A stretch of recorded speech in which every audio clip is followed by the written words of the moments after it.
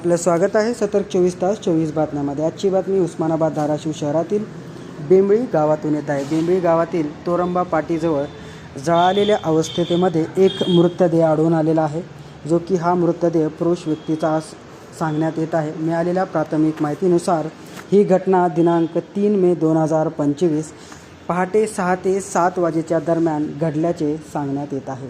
हा व्यक्ती कोण हा तर अद्यापपर्यंत अज्ञात आहे, जो की या व्यक्तीची माहिती पटलेली नाही आहे।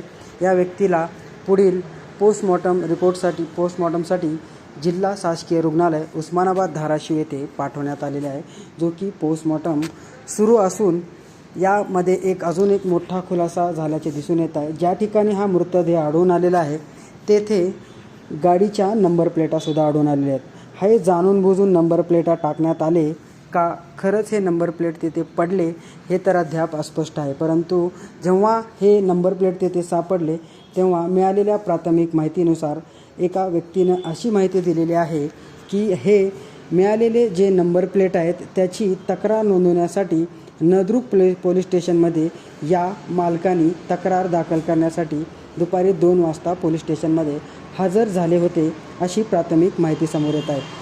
अद्याप हा मृतदेह कोणाचा आहे ते तर अस्पष्ट आहे। मृतदेहाचा पोस्टमॉर्टम सुरू आहे। काय माहिती भेटते, हा खून कोणत्या कारणामुळे झाला, याच्या मागचं काय कारण आहे हे आम्ही आपल्यापर्यंत नक्कीच पोहोचू।